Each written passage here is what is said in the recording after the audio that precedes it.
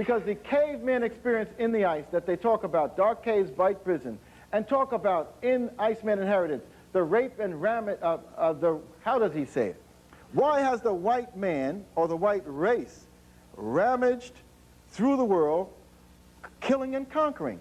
We have to begin to ask us those questions because, and interesting enough, I put the book on top of Christopher Columbus. Because in our school systems and in white culture, we are trained and taught to worship this principle of death and destruction. And one of the prime examples is Christopher Columbus. And we are now going to go through, in the next couple of years, a celebration of the murder and monstrosity that Christopher Columbus represented and brought in his wake. We as African peoples and our cousins, the people of the sun, Asians, Southern Asians, and Native Americans, meaning the Mesoamericans or the Latinos, we have an obligation not to pay homage to someone who raped and pillaged our peoples. We have to raise that truth of who and what Columbus was. And in his wake came the other conquistadors, Pizarro and Cortez, that raped and pillaged the Aztecs and the Incas. And in his wake came other conquistadors, the tulip-growing, windshield-pushing, wood-shoe-wearing Dutch that came up the Hudson River and met the Native Americans.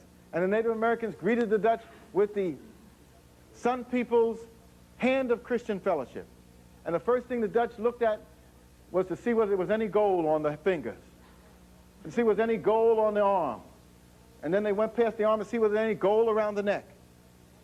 But since there wasn't any gold, they still grabbed the hand, cut it off, and then took the Native Americans' land, and then started searching for gold.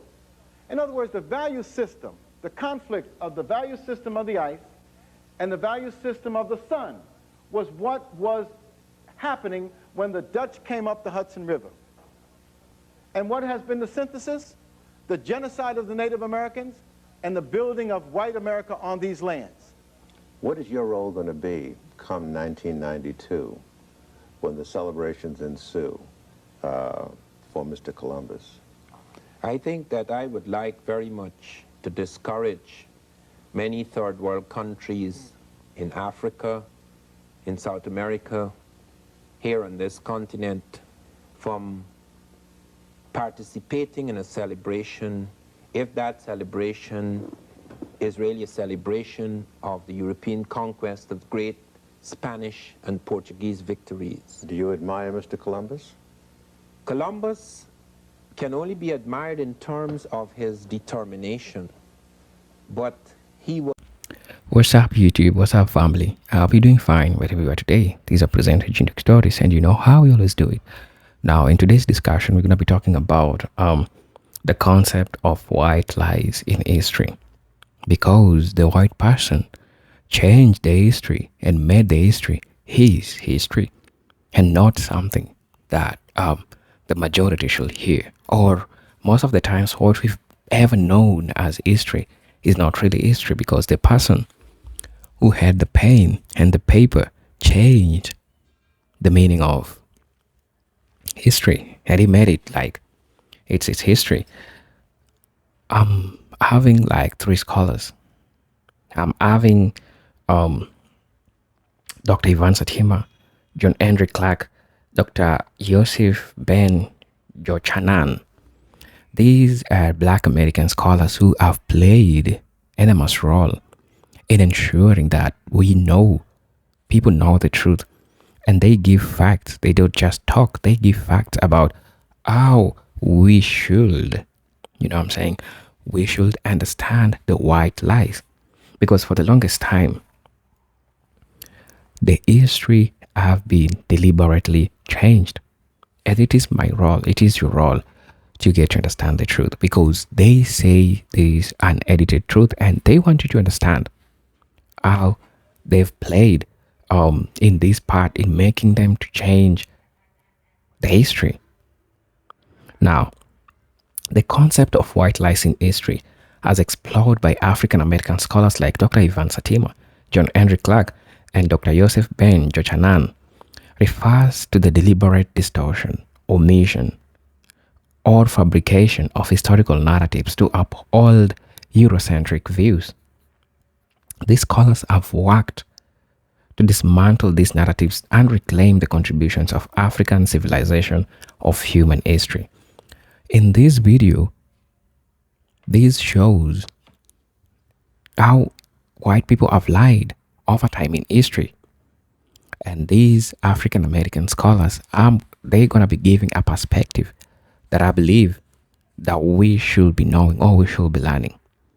All I can do is sit, help you watch, and react at the end of the video, give you my concept, tell you how I feel about this, because I believe that everything that happens around me, it's always about learning. And I'm ready to eat, right? My mind is so hungry. I need to eat. I need information. Why is this video important? This video is important because somebody like me as an African, I only heard one side of the story. And now this is the time to hear the other side of the story and to make judgment. Because these people are providing facts about things that really happened. I want us to watch this video. As you usually know, these are presented Chintok Stories. Let's watch the video. I'll be back. And if you're watching this video for the first time, I'll most definitely ask you to subscribe to the channel, join our membership, and really get to see what we can offer you.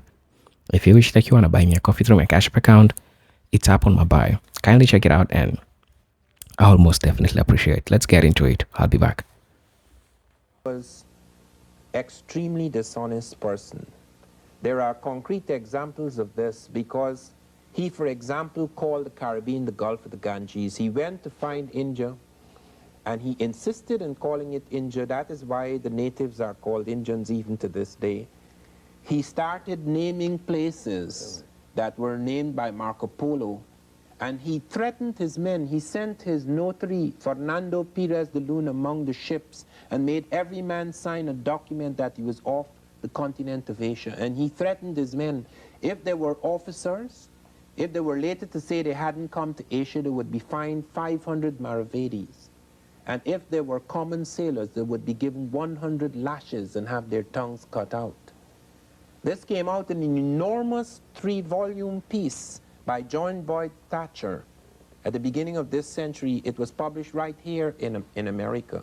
It was drawn from all the documents of Columbus from several European languages. This man has been canonized. He was actually arrested. The Spanish had Columbus arrested by Bobadilla on his 4th voyage. He was taken back like a black. He and his brother Bartholomew were taken back like blacks. Why? Because they found they were cheating about the discoveries, that there were some parts they were not telling the Spanish about, and that they were having things with the Portuguese. They were having deals with the Portuguese. Both he and his brother were married to Portuguese women. They were having deals with the Portuguese unknown to the Spanish. When the Spanish sent him with 6 ships, 3 to go on the normal route, 3 to come to South America because they became aware that there was a landmass in the south. Columbus deliberately did not come off that ship when his ships landed in South America. He sent a landing party aboard and reported that South America was an island and that Cuba was the continent, so as to allow the Portuguese first to send Vespucci, his friend, into this area. That's why the Portuguese could claim Brazil, which is almost as large in territory as the United States. These things came out at his trial. Were it not for his great presence and his eloquence and the fact that some people say Isabella had a special liking for Columbus, he would have lost everything. And this issue is very serious because the last of Columbus's descendants was murdered, I think about a year ago. There is strong feeling in the world still about this, and yet people go about calmly after Columbus took half a dozen Native Americans as slaves back to Europe. He presented them at the Portuguese court at the end of his 1st voyage. And yet he's canonized. He opened a new world. Opened a new world for whom? Europe was able to double its food supply in 30 years as a result of the foods that it got out of America, and increased its wealth 1,000-fold. Fueling the Industrial Revolution, it increased its wealth 1,000-fold by what it got out of Africa. We do not say this with any kind of bitterness, but we say this because we feel it is necessary that these things should be corrected in order that our vision of the world can be a more total and more equalized vision, so that we do not get these assumptions about Africans and Native Americans being saved and lifted up by foreign explorers.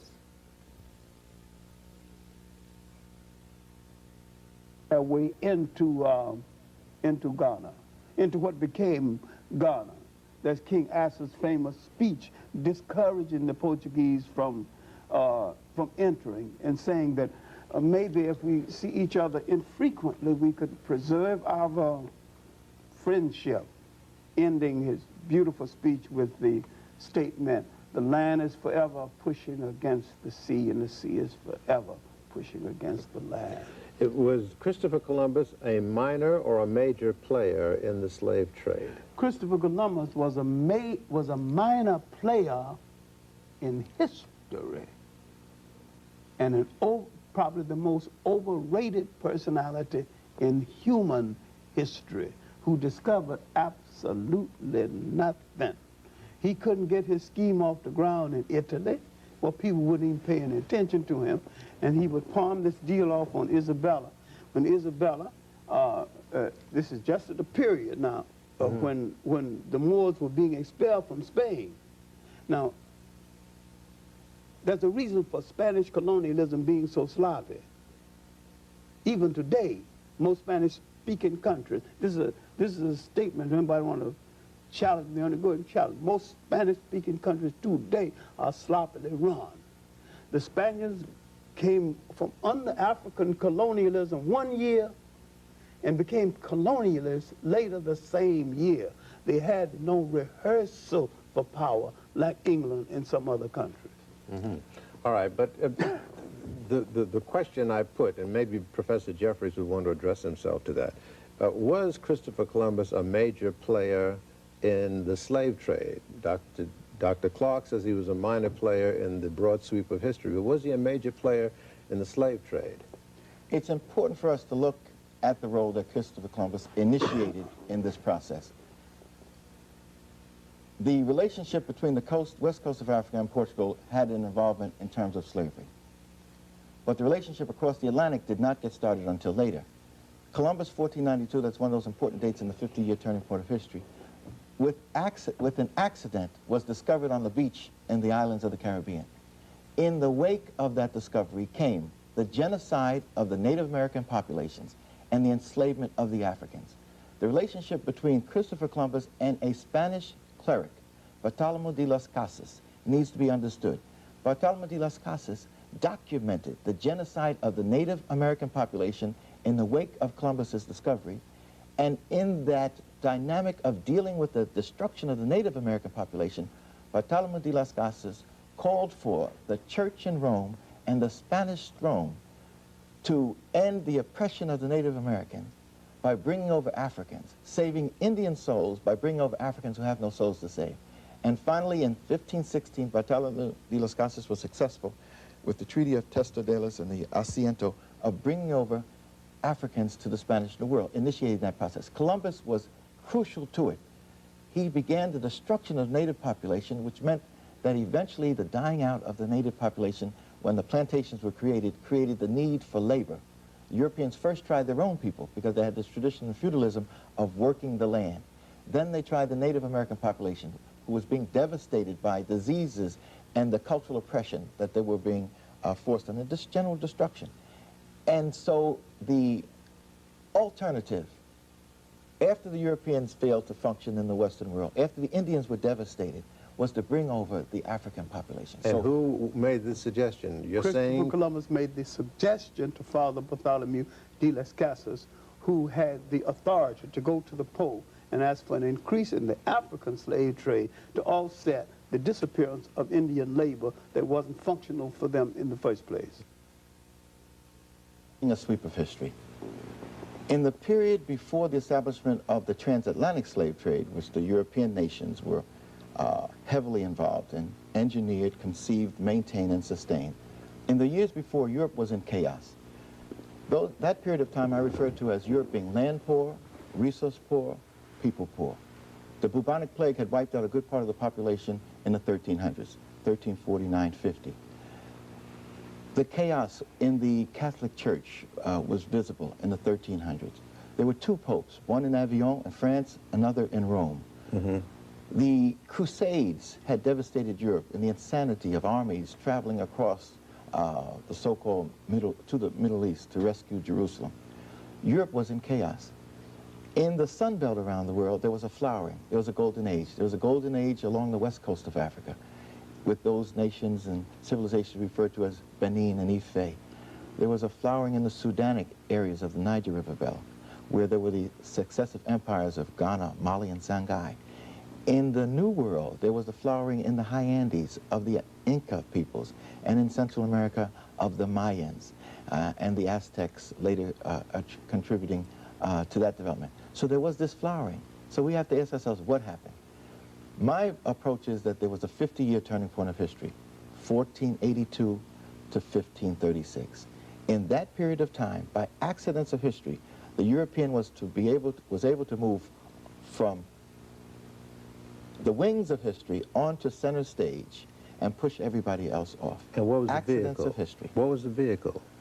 Those circumstances that came from Professor Clarke talks about the icebox of Europe. The Europeans wanting to get to the wealth of the people of the sun. The tales of Marco Polo had fed into this.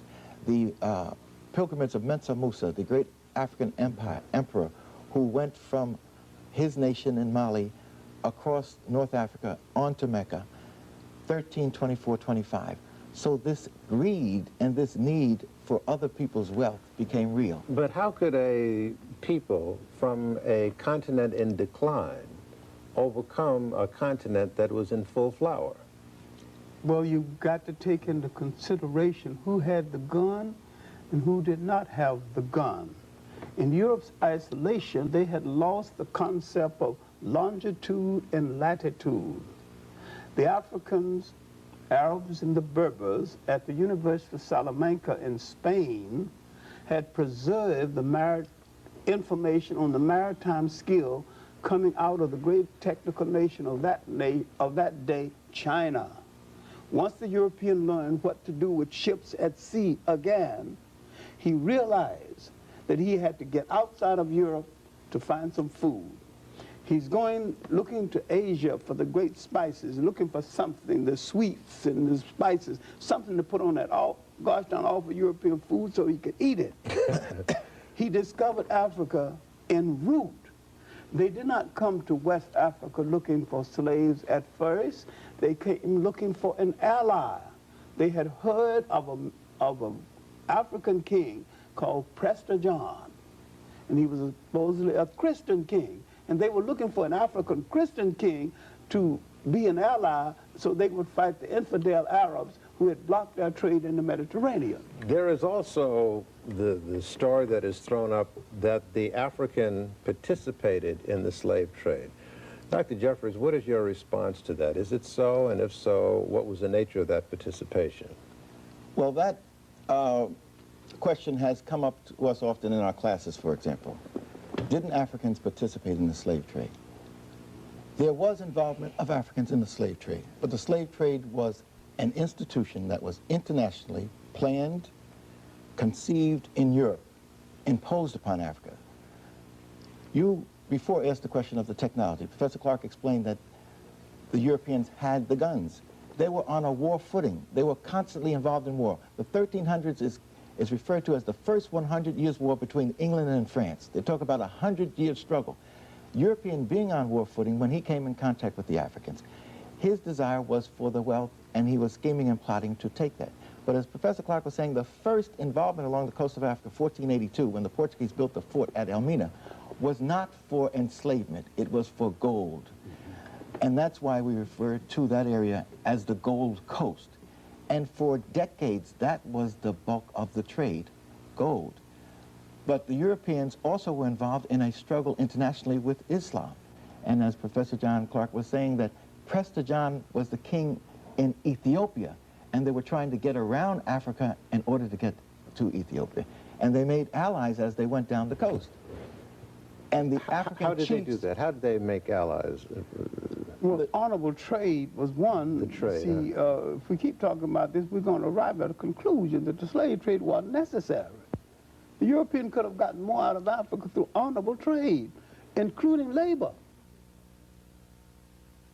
Just that with the teachings of the Roman Catholic Church to practice slavery, is it not inconsistent with the teachings of the Muslim religion to engage in slavery? Oh, yes. Why not the Arabs? And Christianity Muslim? and Judaism. But all of them engage in it. The grandees in Spain were predominantly Jews of Spain. Those that sold Isabella pawned her jewelry too. They financed the slave boats. They were involved in the financing of the slave boats. Some of them went and crew. Some of the conquistadores were equally Hebrews. After the Jews had become a part of the system, especially when the Moors were chased out, and so carried off to be slaves in the Caribbean. That started with a man called Bartolomé Las Casas, the Roman Catholic friar, that said after they'd done exterminated most of the Indians, or so-called Indians, the Caribs, then he said, bring us the Africans. Bring us those, especially in Spain, who refused to accept Christ. Imagine Bartolomé Las Casas speaking about accepting Christ. He forgot that Christianity started in Egypt with Pontius and Botus, not in Rome. It had to start as inside of the Europeans' mind.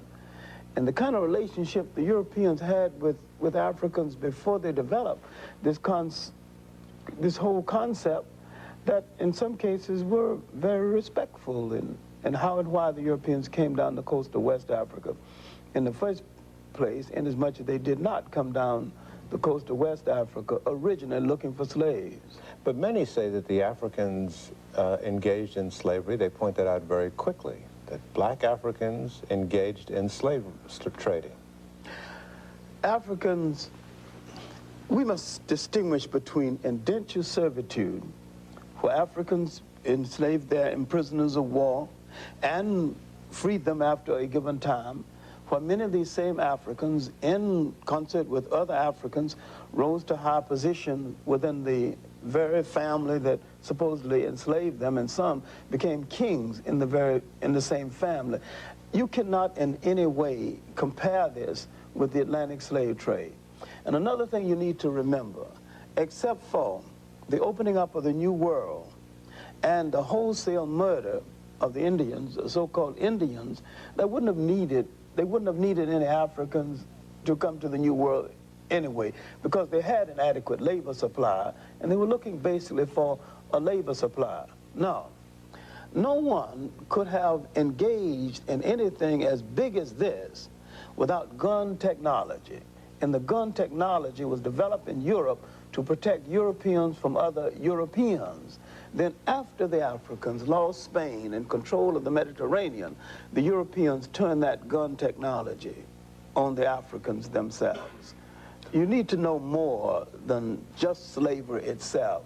We also need to look at the history of the Crusades that we think was about religion, that was really about politics and the Pope saving Europe from exploding within itself by letting them drain off the diseased pulse of their political sores on the lands of other people. If I could just go back a bit, though, to the question of slavery, is it not true that Africans did participate and aid and abet Europeans who were enslaving Africans? Isn't that I'm not true? denying that, but I'm trying to show that this was not a major part, and no matter what the Africans did. The Africans did not have the massive apparatus to transfer millions of people from Africa to the New World. And a lot of cases, the African became corrupt with the European bric-a-brac and rum. But these are exceptional cases instead of the general case. It's a myth in that sense that people are trying to say, and there's no justification, no records, that the African was involved in the initial enslavement of itself. Number one, when you take the dates, the Arab enslavement of the African came around 638 of the Christian era, or 18 AH. 18 years after the Hijra, after Muhammad established Islam in the jihads, the holy wars. If someone could show me that an African state where slavery was practiced, when those forces came, then I will accept it. Nobody who said that about the African can point to you of one African state, one, a solitary one, where there was chattel slavery. Second, the slave trade of by the European, which started with Pope Martin of the Roman Catholic Church, when he unleashed the Knights of Genoa and the Knights of Malta and the African people. If they could show me an African state at that time, in 1501, 1506, that had slavery, chattel slavery, as what we're talking about, I will equally concede. Did not the Moors carry out slavery in the southern portion of Europe, in Spain? I mean, the Moors conquered Spain, but they never instituted chattel slavery. Enslavement that the Europeans imposed upon Africa had to do with a mentality of domination and property concepts that were institutionalized during feudalism in Europe and were transposed in that process as they began to develop the slave system in Africa. The slave system is a European phenomenon. Africans were seduced into it. Africans were forced into it. The first few decades, from 1482 until the Asiento, the contract to bring over Africans to the Spanish New World in 1516, was trading in gold, not trading in Africans. So once they got a foothold on the west coast of Africa and other places, they began to institutionalize another process, expanding from the enslavement of a trade in gold to enslavement. If you go to Ghana, where we've had a chance to go many times, a 200-mile stretch of the west coast of Africa and the nation of Ghana has 40 European forts and dungeons. Practically every European nation had a piece of Africa to bloodsuck. The Dutch, the French, the Brandenburg Germans, the English, the Danes, the Swedes had their emplacements in Africa, playing one African off against another, offering one African group guns, and so that they, in their struggles traditionally with another group, were able to dominate them. And this fed into this whole process. You cannot create the situation where the victims become the victimizers. The slave trade itself, these were British vessels and Spanish vessels for the most part, and Portuguese vessels that were actually the slave ships? It depended upon which period of time you refer to as to which European nation dominated the trade. But they all were involved. You're talking about the involvement of practically every European nation. You're talking about the involvement of every religious group, whether we're talking about the initiation of the process by the Catholic Church, the continuation of it when the Protestant Reformation took place, the participation by people of Jewish background. You're talking about everybody being involved in our degradation. Wait a minute now. Our humiliation. Where you lifted up a scab here. You're saying that the church was involved in the slave trade or just sat by and said nothing? The church has taken responsibility. The Catholic Church, the Pope, John Paul II, who's traveled the world around, has gone to Africa in the beginning of this decade, in the 80s, and apologized publicly to Africans for the church's involvement in initiating the slave trade and sustaining the slave trade and helping to maintain it. All of this is documented in Eric Williams' Capitalism and Slavery and a whole lot of other books. And his updating of the documentation is in his last book, The Caribbeans from Columbus to Castro. I mean, we're not talking about something we have to even search for. The evidence is so apparent. I hear tell that that ships that set sail had to be blessed. Is that so? And that went as well for slave ships? Practically every slave ship that left the ports of Europe was blessed by either a Roman Catholic priest or a Protestant minister. And even the monstrosity of it all can be seen in the East Coast of Africa, where in Mombasa, one of the slave forts is called Fort Jesus. We all know about the ship, the good ship Jesus, that was one of the slavers making its way around the coast and across to the New World with our people captive in its hold. How is it conceived? How do a people come upon the idea of enslaving another people? Agreed. The enslavement doesn't come because you hate the people. You want their land. You want their natural resources. And in order to take them and control them, you must enslave them by one means or the other. Like the United States enslaved the Japanese for a little while until the Japanese was able to wiggle a little trade. When I conquer you, you are my slaves. I make you do what I want. Let's take apart racism and the way in which you use the word. Was this done because the Northern Europeans just don't like people of African descent, or were there political motives behind it, or economic motives? What do you really mean when you say racism? Well, I mean, it's a very complicated issue, and I think a certain amount of xenophobia, that is dislike of other people, and especially other people who look very different, exists in many, if not most, societies in the world throughout history. But what happened in the 17th century in Northern Europe was something qualitatively different. That racism became an obsession in Northern Europe, starting in Britain and France, but then spreading throughout Northern Europe. And the origin of that, I think, is pretty clearly slavery. The enslavement of millions of Africans and their maltreatment, and the need to justify that slavery by dehumanizing the victims.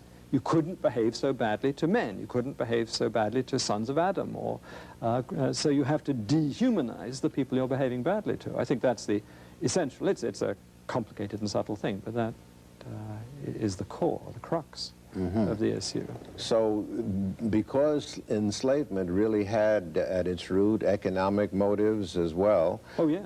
So there's a whole labyrinth of things that you really have to understand in order to really piece this thing together. Oh, yes, and the involvement not only of societies, but particular individuals like John Locke or David Hume, philosophers who had a very major impact on the development of thinking in general in England, actually were paid, or particularly Locke was employed by the Carolina Company, which was very much involved in slavery. So you have personal involvements, and a large number of the English upper middle class got their money through slavery. My family on two sides were involved in slaving. I mean, I can trace them back to the 18th century. I mean, it was a major part of the British economy. Throughout history, people have been involved in domination of one over another and various forms of servitude. But no people have devised a system of exploitation, super exploitation, where they denuded the human involved of his humanness and his spirituality. Only the Europeans have been able to create a system in which you became like the barn, like the mule, like the plow, chattel.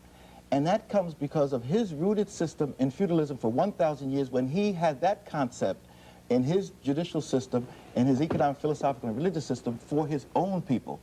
That becomes the tacit point that we need to really raise.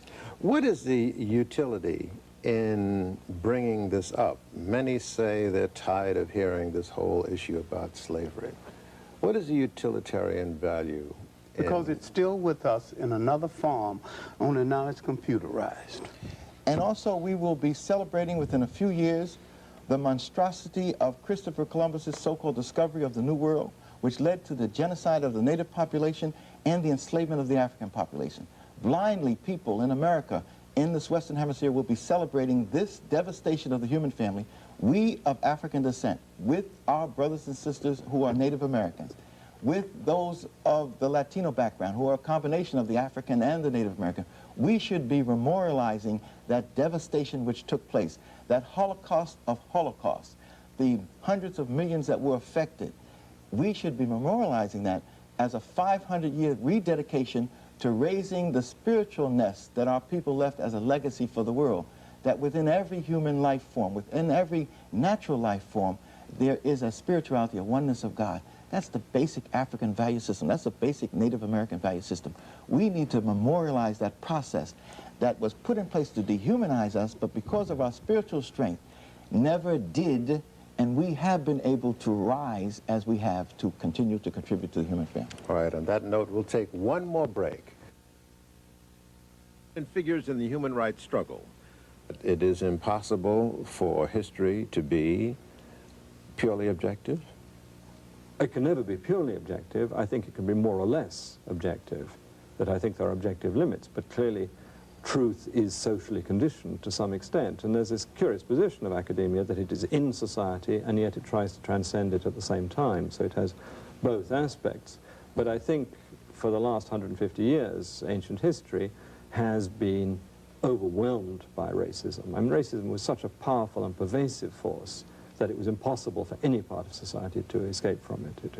It was everywhere, every bite of food and every breath you took. It was there, and therefore I think all disciplines were affected by it. Let's talk about the educational process in specifics. Do you really, how would you tackle this re-educational process? Are we talking about, and I've asked it before on this program, are you talking about peppering a white story with a little flecks of anecdotes about black contributions? Or are you really turning the whole thing over? And is that what you're advocating? We talk about the birth of Western civilization. Just mention, you needn't do don't need a guest lecture, you don't need a book, just tell the children. And incidentally, these Egyptian beginnings, these were African. Greece, and Greece can be construed also as a non-white culture. So you just drop it in. I'm going to push you a little bit, though, before we take a break, about this reconstruction of history, a more painful aspect, i.e., George Washington, first president, general, founding father, was also a slave owner. Right. And Andrew Jackson made the Cherokees go on the Trail of Tears, and Columbus, all the discovered he was lost. And he did not discover America, but to go back to Washington and Jefferson, who also held slaves. The West was not won, was stolen. That's that kind correct. of stuff. Okay, now, very briefly, the way I see traditionally trained white people going through their changes is this. In phase one, you teach an all-white and womanless curriculum, and you don't notice that you have. Phase two, you put in a few famous others. You're still not you're not doing what you call lifting the scab. Right. You're just showing a few exceptional others, and you study them as so-called role models, but you sort of neglect the fact that they were associated with many more like themselves. You see them, in fact, as exceptions to their kind, and therefore worth studying. That's, in a way, great. You may study Black History Month. I don't want to write it off, but it doesn't do the conceptual work that you're talking about, which involves the pain. Phase three, you get into issues of racism and sexism. And at that point, you learn about slaveholding founding fathers. At that point, you learn about how there was a wholeness of Indian communities here that ended when the so-called settlers, who were really the invaders, began to take over the land from people who never considered they owned land anyway. We can't even conceive the differences. Now, phase three brings you into issues and ugliness and rape and pillage and violence and stealing and invasion and violation of all kinds. However, you may not agree with this, but I believe that if you stop there, what you've done is sort of play into the hands of those at the top, because you've conceded that they're top, and then there's this so-called bottom. So you've got a winners, losers, these won and these lost, and that perpetuates the view that whole groups of people have nothing but a deficit identity. That is, a name and a deficit identity. What I mean is, you're teaching that they're the haves and the have-nots, and all the have-nots have is that they don't have. That, I think, is damaging to the psyche of the children in the have-not groups, and it's also damaging to the children in school who are sitting there coming off white male Anglo-European entitlement. It's bad for both. Some might argue that this kind of information could really spell the collapse of many institutions as we know them on this planet, or at least questioning and beginning to think about taking down or dismantling many systems and many nations in this country. Well, we have to pursue the truth where the truth will lead us. If the truth about the African foundation of the human experience cause us to look anew and make revisions and changes, then I think that's a benefit. For example, we are now in the midst of a frenzy around the Christopher Columbus phenomena. Billions are going to be spent raising up this white hero, Christopher Columbus. And this is typical of what we're talking about.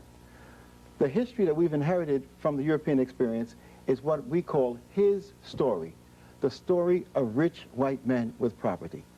Columbus is a perfect example. In 92, and in preparation for 92, there are going to be worldwide celebrations. But who was Columbus? As scholars, as teachers, as seekers of the truth, we have to deal with the reality of what Columbus really was and what he really wrought. For one thing, he didn't discover anything. He traveled across the ocean several times and he was lost, never knew where he was. He thought he was somewhere near Japan. And what was wrought by these so-called discoveries? The destruction of the Native American population, because he immediately took back many of them for enslavement to Spain, in Spain, because he couldn't find the gold and riches that he was looking for. So the destruction of the Native American population, and after that the destruction of the African population, is what was wrought by Columbus. We have an obligation to raise that truth and expose this sordid lie, this monstrous lie. Others are committed to maintaining it, and there will be a conflict. But if the truth raised around Columbus can cause a dismantling of this farce, then I think we have an obligation to pursue that truth. Is it possible that the balance of power hangs in the offing here? That there may be a shift ultimately in the balance of power globally if there is a shift in information? I do not see why there should be such fears, because that is something so far removed from the present moment. I see a movement to a different kind of human being possible as a result of interpenetration of cultures. I don't feel that you have to lose. You see, this is a fear on both sides. Some people fear you would lose your special Africanness, or your special Jewishness, or your special Europeanness, because you embrace a plural culture. That is not so. You have a pride and a special connection to your family. That does not mean you ignore the world or that you cannot enter the world. A strong family enters the world with special advantages. Nations have been formed on questionable terms. If those questions are raised, is it not possible that the balance of power in these nations that have been formed may change? You will get a new order, and where there are losses, there will be gains. The gain is a different human person. Thank you guys, welcome back to the channel. I so like these three African American scholars trying to address these issues, because for the longest time in history, the people who had power to display, to give out the information, they upheld the Eurocentric views, but they didn't care about the truth. They decided to share one side of the story. Unfair now, the one side of the story was a lie. And African scholars said to it, you know what? These people are taking us for a fool. We need to go and dig, get out, and get to know the truth. And not mentioning, these are just a few. We have people like Brother Khalid, Muhammad. We have people like Dr. Louis Farrakhan. We have people like, we have a lot of scholars that have come to talk about these.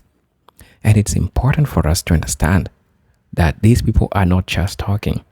They giving facts. For example, if you look at the work of Dr.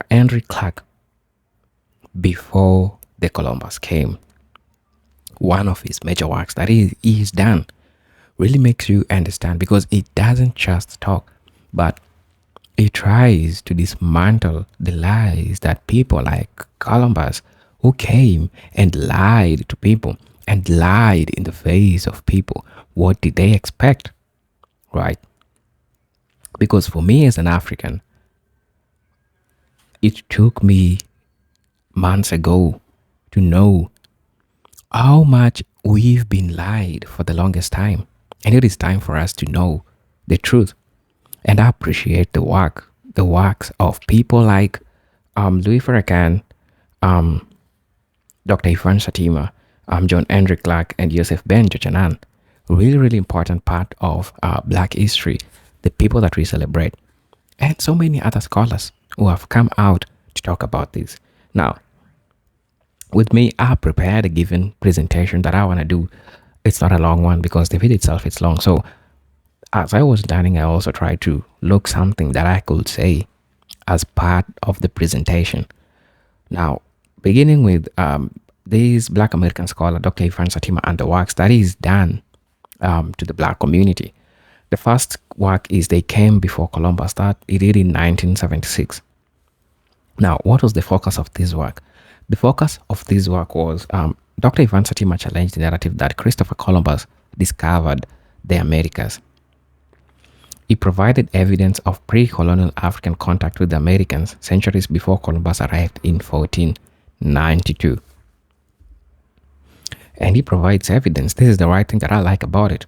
First, looking at the archaeological findings, such as the Olmec heads in Mesoamerica, which display distinctly African features. Black people who were already there. So everything that he's saying is just a lie.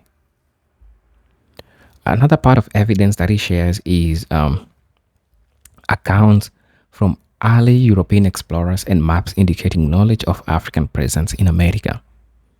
Knowledge of African presence in America, right? You're getting to understand how lies, like they are the discoverer of everything. And how we're just going to be sitting there.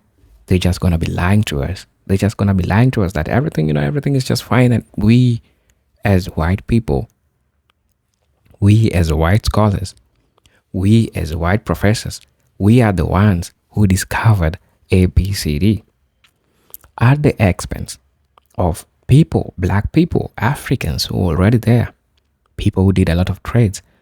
Archaeological evidence supports that. European explorers who came to these places already found Black people there. You understand how we've been lied to for the longest time. Another evidence that supports this is cultural similarities. We have a linguistic connection as part of cultural similarity and shared agricultural techniques between Africans and Native Americans. When agriculture began in the Middle East, these through processes like trade, migration, these later on came to spread to other places. And this shows you people who embraced agriculture like Egyptians, which is in Africa, indicates that they came to America. When these Europeans coming to the United States, they already find Black people there. Africans were already there.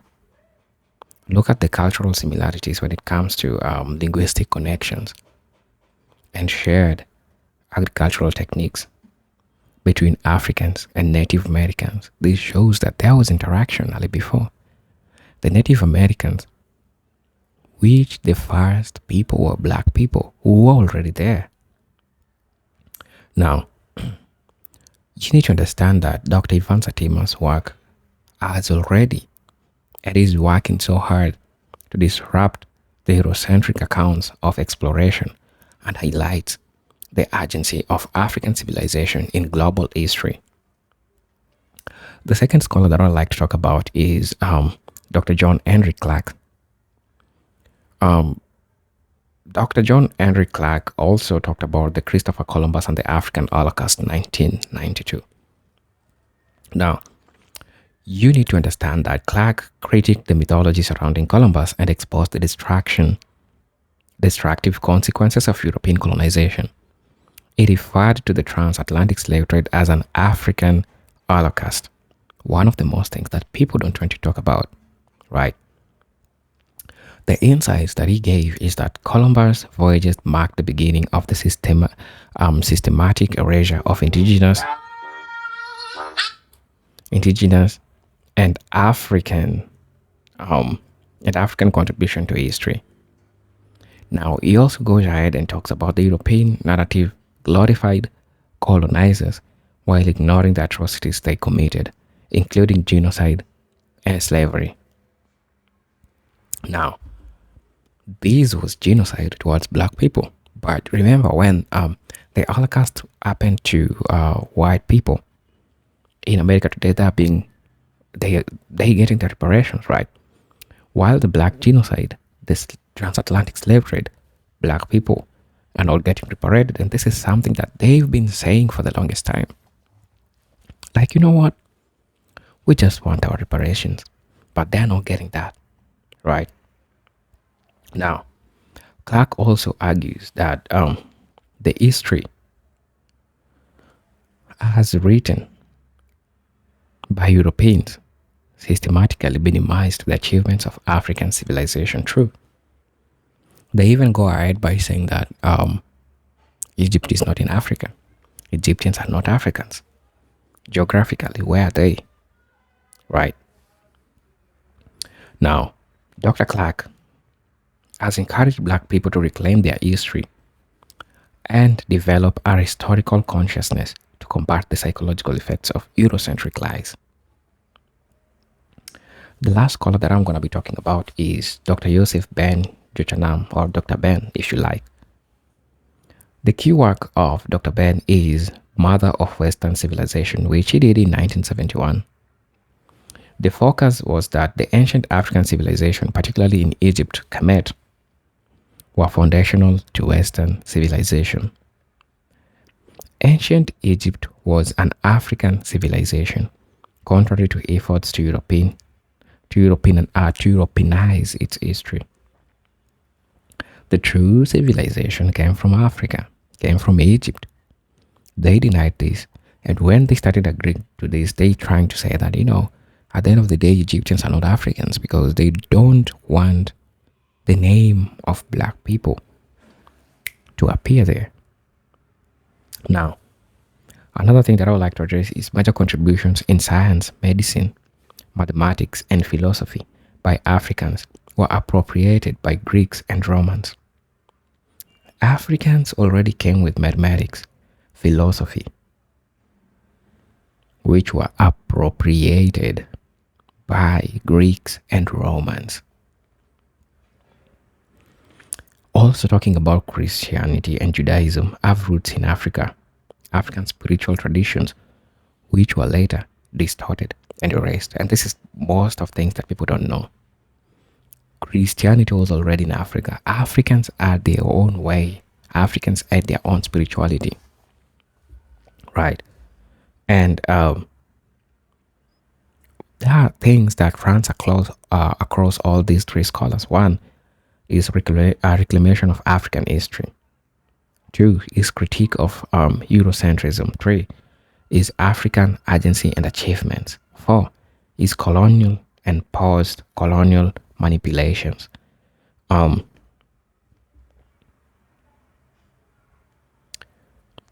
broader perspective of their talk was to address black people globally, to understand that also black people have played a significant role in ensuring that everything is okay. They need to know the truth. They need to have to get to know the truth. Thank you guys for watching this video. These are Present Unique Stories. Again, if you're watching this video for the first time, I'll most definitely ask you to subscribe to the channel, join our membership, and really get to see what we can offer you. Until then, peace, love, and harmony. Salute.